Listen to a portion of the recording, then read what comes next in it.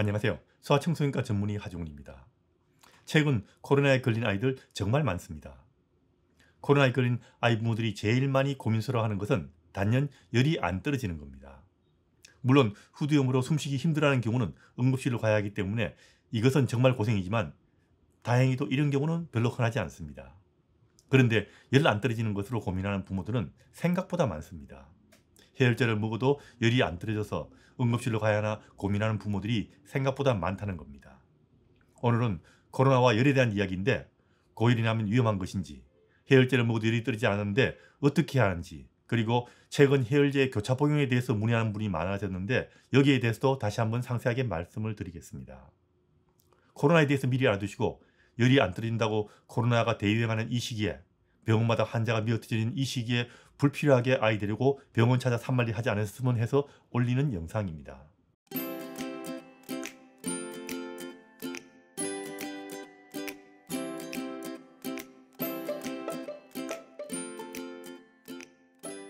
코로나는 바이러스 질환인데 열이 3일에서 5일 정도 나는 것은 드물지 않습니다. 39도 이상의 고열이 나는 경우도 드물지 않습니다. 그리고 해열제를 먹어도 열이 정상으로 떨어지지 않은 경우도 드물지 않게 있습니다. 그런데 다른 문제가 없는데 열 때문에 문제가 되는 경우는 열성경련을 제외하고는 거의 없다고 보시면 됩니다. 그래서 열이 나는 병원 겁내도 열을 겁내지 말라고 이야기하는 거고요.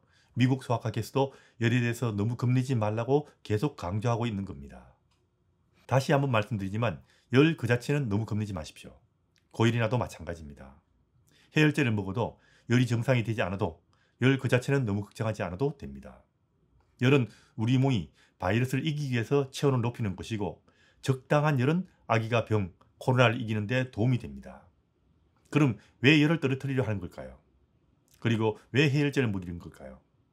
아이들은, 특히 아기들은 열이 심한 경우 힘들어하고 잘 먹지 않을 수 있고요. 드물게 열성 경련을 할 수 있기 때문에 열을 떨어뜨리려고 하는 겁니다. 고열 그 자체가 문제가 되는 경우는 별로 흔치 않습니다. 하지만 열나는 것을 전혀 신경 쓰지 말라 그런 것은 아닙니다. 바이러스성인 코로나에 걸린 아이들이 3일에서 5일 정도 열나는 것은 드물지 않습니다. 이 기간 동안 열이 오르락내리락 하는데 해열제를 먹어도 열이 올라갔다 내렸다를 반복하는 경우가 드물지 않습니다. 고열이 나는 경우도 드물지 않는데 부모가 두고 보기에 정말 괴롭고 아기도 고열 때문에 힘들겠지만 고열 그 자체가 문제가 되어서 위험해지는 경우는 거의 없습니다. 다만 5일 이상 열이 떨어지지 않거나 72시간 이상 37도 8분 이상의 열이 지속될 때는 소아과 의사의 진료를 받는 것이 안전합니다. 이 두 가지는 비슷해 보이지만 다릅니다. 5일 이상 열이 떨어지지 않는다는 것은 약을 먹어도 열이 5일까지는 나지만 그 중간중간에 열이 30도 8분 이하로 떨어지는 때도 있다는 이야기고요. 72시간 이상 37도 8분 이상의 열이 지속된다는 말은 72시간 내내 30도 8분 이상으로 열이 지속된다는 의미입니다. 이 두 가지 경우는 폐렴이나 중이염, 요로감염 등 다른 합병증이 생긴 것은 아닌가 확인하기 위해서 소아과 의사의 진료를 받는 것이 중요하다는 겁니다. 이게 응급이란 이야기하고는 좀 다른 이야기입니다. 그래서 이런 경우라도 응급실로 밤에 바로 가야 되느냐? 그거하고는 좀 다르다는 거죠. 바로 의사가 봐야 하는 응급은 위험한 증상이 있는 경우인데 이건 영상의 매일 아래쪽에 제가 언급을 다시 하겠습니다. 다시 말씀드리지만 아이 컨디션이 중요한 것이지 열을 떨어뜨리는 것이 중요한 것은 아니란 이야기입니다. 열이 40도가 되어도 열 그 자체가 위험한 경우는 별로 없습니다. 아이가 힘들어할 수 있고 열성경도 할 수 있으므로 열이 나면 해열제를 먹이는 것이 기본입니다. 열이 몸에 나쁘다고 해열제를 사용하지 않고 물소금만 사용하는 것은 바람직하지 않습니다. 열이 많이 나면 해열제를 사용하세요. 해열제는 한 가지 해열제를 사용하는 것이 기본입니다. 이게 해열제 사용에 대한 의학적으로 가장 기본적인 지침입니다. 만일 해열제를 먹고도 열이 잘 떨어지지 않는 경우 해열제의 용량을 허용하는 최대 용량과 최소 시간 간격으로 사용하고 있는지를 확인하는 것이 중요합니다. 간혹 인터넷에 올라와 있는 과거 잘못된 정보를 찾아보고 임의로 해열제 용량을 줄여서 적은 양의 해열제를 사용하는 경우도 있는데 그럼 열이 잘 안 떨어지게 됩니다. 해열제를 정량과 적정한 시간 간격으로 먹이고 있다면 열이 떨어지지 않는다고 해도 그 다음 해열제 먹일 시간까지 기다리는 것이 원칙입니다. 열이 떨어지지 않는다고 부모가 임의로 해열제를 먹인 시간을 최소 시간보다 더 당겨서 먹이거나 해열제를 또 먹이거나 해열제를 사용하는데 자약을 또 넣어준다거나 다른 해열제를 의사의 처방 없이 번갈아 가면서 먹이는 것은 바람직하지 않습니다. 참고로 브루펜은 6시간 이상의 간격을 두고 타이레놀은 4시간 이상의 간격을 두는 것이 기본이라는 거 미리 알아두시기 바랍니다. 그리고 해열제 교차 복용에 대한 이야기입니다. 최근에 이야기가 많아졌습니다. 국가에서 배포한 지침 중에 열이 날 때 두 종류의 해열제를 준비하여서 서너 시간 간격으로 적절한 용량으로 교차 복용하라는 이야기가 있었는데 이것 때문에 이런 이야기가 많아졌습니다. 그런데 이건 좀 이상한 이야기입니다.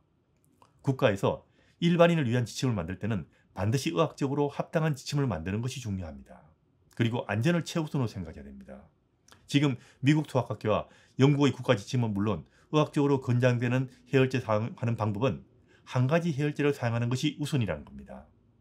두 가지 해열제 사용에 대해서는 아직 부작용이나 용법 용량에 대해서 명확한 결론이 나지 않았기 때문에 영국의 국가 지침은 한 가지 해열제를 사용하는 것이 원칙이고 의사의 처방 없이 부모가 임의로 두 가지 해열제를 섞어서 먹이지 말라고 명시할 정도입니다.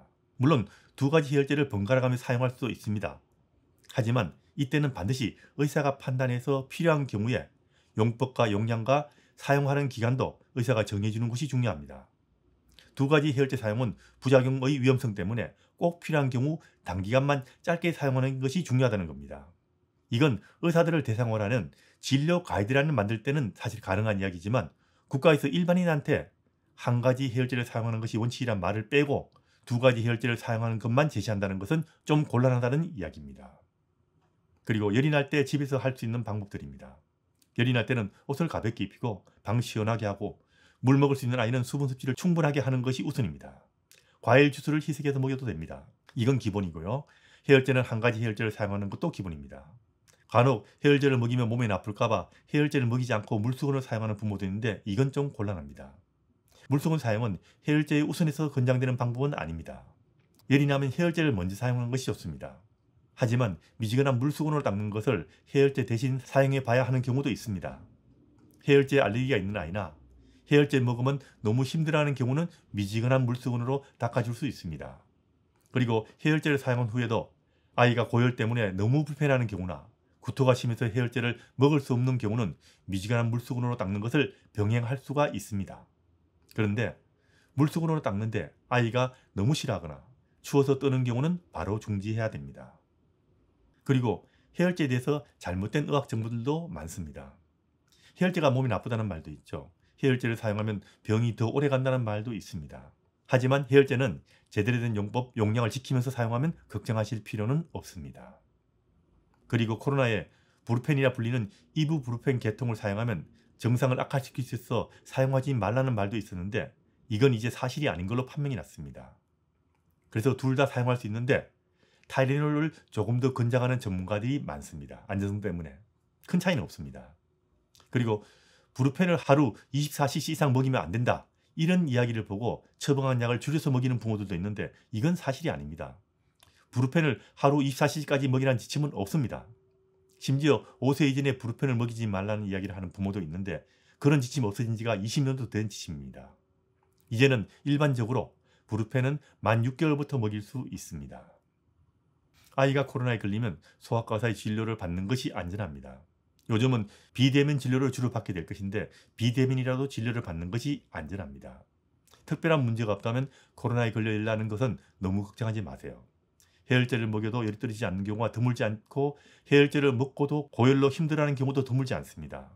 하지만 해열제를 제대로 먹이고 있다면 고열이 나도 대개는 며칠 내로 열이 떨어지고 아이 상태가 좋아지게 됩니다. 다른 이상이 없단 말입니다.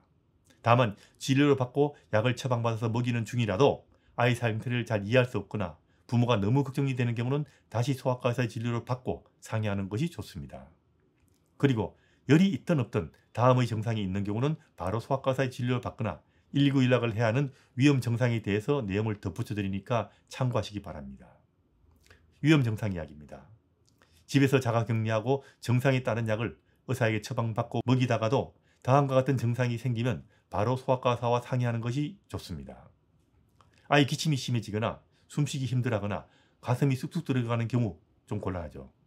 물을 삼키기 힘들어하거나 소변을 잘 보지 않고 탈수 증상이 보이는 것도 곤란합니다. 입술이나 얼굴이나 손톱이 창백해 보이거나 파랗게 보여도 곤란합니다. 가슴이 아프다거나 답답해하거나 기운이 없어지면서 너무 힘없이 늘어져 보이는 경우도 곤란하죠. 그리고 깨워도 잘 깨지 않고 자꾸 자려 하는 경우도 주의해야 됩니다. 그리고 복통이 심하거나 아이 의식이 흐려 보이고 가족을 잘 알아보지 못하거나 잘 걷지 못하거나 경련을 하는 경우, 이상의 경우가 있으면 항상 우리가 조심을 해야 됩니다. 이런 경우가 있으면 바로 119 연락하거나 소아과 의사에게 바로 다시 연락하는 것이 좋습니다. 어린아기들의 경우는 여기에 달래도 달래지 않을 만큼 심하게 울고 보채는 경우도 바로 소아과 의사의 진료를 받는 것이 좋습니다. 코로나에 걸려도 아이들이나 아기들은 어른보다 가볍게 넘어가는 경우가 많습니다. 그런데 아기들은 말로 의사를 표시하기 힘들기 때문에 부모가 제대로 알지 못하면 열난다고 한밤중에 응급실을 찾아다니다가 정말 고생할 수 있습니다. 열에 대해서는 제대로 알아두는 것이 코로나를 조금이라도 쉽게 넘어가는 길이라는 거 잊지 마시기 바랍니다.